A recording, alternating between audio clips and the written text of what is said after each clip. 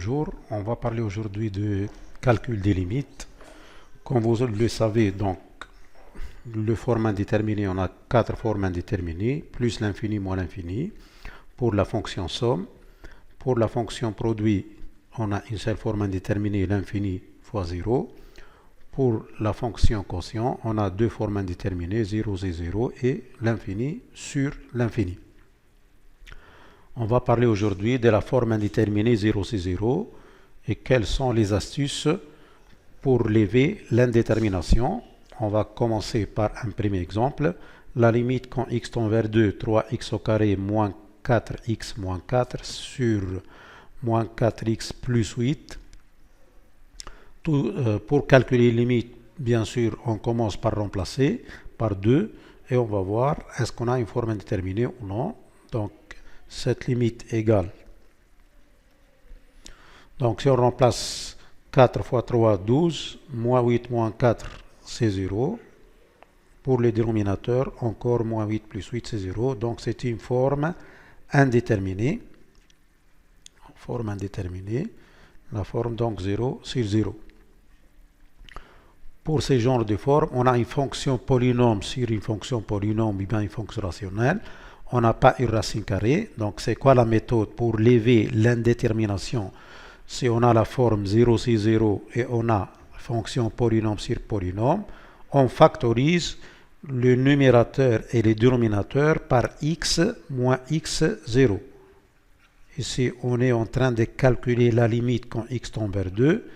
Donc, on prépare notre factorisation comme suit. Donc, x moins 2 fois, pour les dénominateurs encore, x moins 2 fois.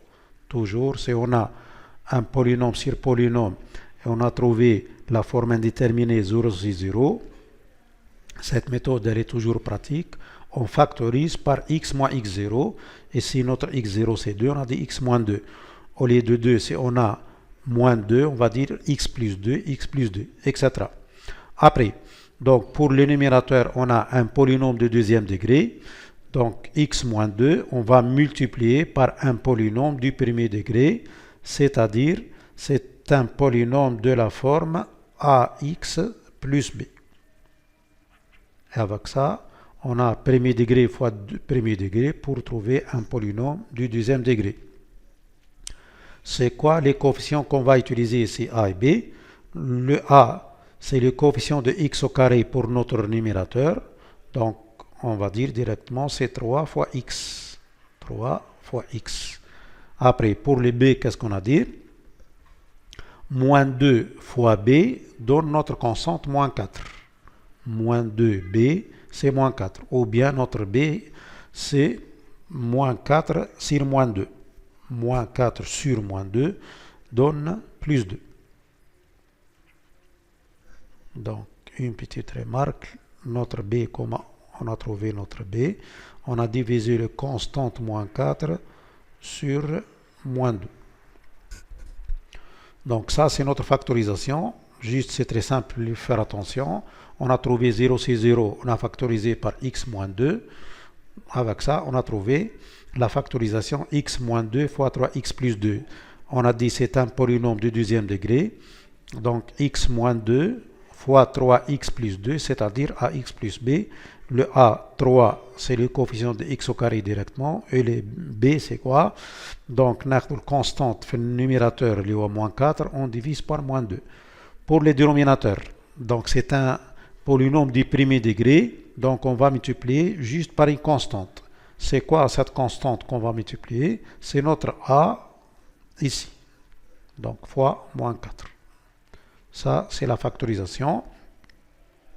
On simplifie par x moins 2.